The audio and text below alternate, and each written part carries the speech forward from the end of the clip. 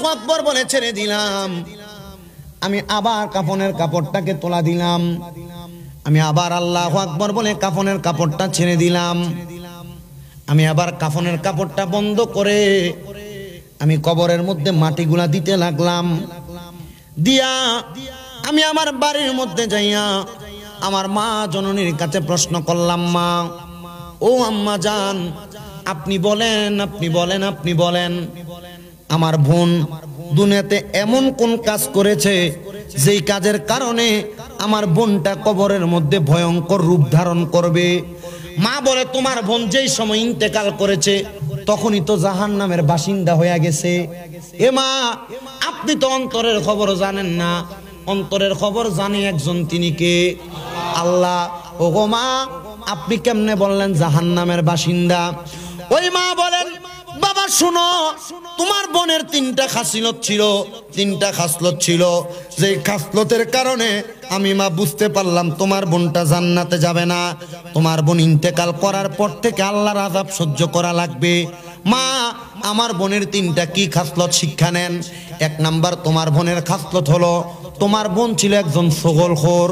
ছগলখোর কাহাকে বলা হয়? যেই ব্যক্তি একজনের কথা অন্যজনকে লাগায়, একজনের কথা অন্যজনকে বইলা ঝগড়া বিবাদ তৈরি করে। আল্লাহর নবী কয় তারা হলো ছগলখোর। তোমার বোনের এক নাম্বার স্বভাব ছিল ছগলখোর, কিন্তু মেয়েটা মুসলমান ছিল। তাহলে এটা কি নামে মুসলমান না কামে?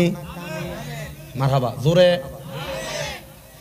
তোমার বোনের দুই নাম্বার স্বভাব, যখন এলাকার মানুষ শুয়া যাইতো দরজা বন্ধ করে ফেলতো, তোমার বোন মানুষের ঘরের দরজা ফাঁকা কইরা কান লাগাইয়া তাদের গোপন কথা শোনার চেষ্টা করত। আছে না সিসি ক্যামেরা? ওমা গোমা, সমাজে যদি কোনো গ্রামে একটা থাকে পুরা সমাজে নাজেহাল করে ছাইরা দেয় এটা। তিন নাম্বার, তোমার বোনের মাঝে হিংসা ছিল, বিদ্বেষ ছিল। এলাকার মধ্যে হঠাৎ কেউ লাখ টাকার মালিক হয়ে গেছে, মানুষকে কি তারু তে করছে, মানুষের বাড়ি মুনি দিছে, এখন তুই টাকা পয়সার মালিক হয়ে গেছে, এই স্বভাব ছিল। আছে না মন হিংসু? আল্লাহর নবী বলে তোমার বোনের তিন স্বভাব। মুসান্নাফ আবু সাইবা হাদিস এ নিয়ে বর্ণনা করেন। ওই জায়গার মধ্যে বর্ণনা করে বলেন এই মহিলার আরো দুইটা স্বভাবের কথা বলা হয়।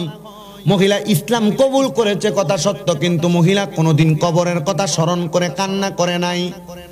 আমার মনে হয় না এই মাহফিলে যত মানুষ আছেন আপনারা, এখানে 50% মানুষ না, মাত্র 10% মানুষ পাওয়া যাবে না যে কোনোদিন কবরের কথা মনে কইরা কইরা কানছেন, কবরের আযাবের কথা মনে কইরা কইরা কানছেন।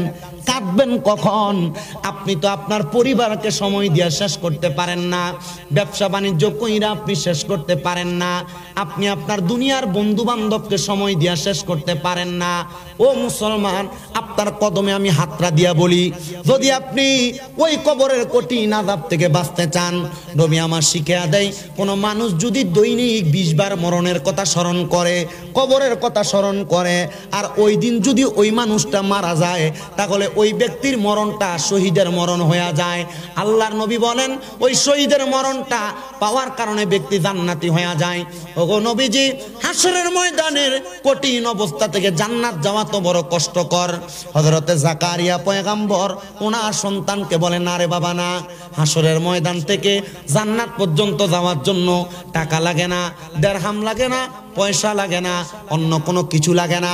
হাসরের ময়দান থেকে জান্নাত পর্যন্ত যাওয়ার জন্য পুঁজি হইল একটা। ওগো আব্বা জান, আপনি বলেন পুঁজি কোনটা? বলে পুঁজি হইল বান্দার চোখের পানি।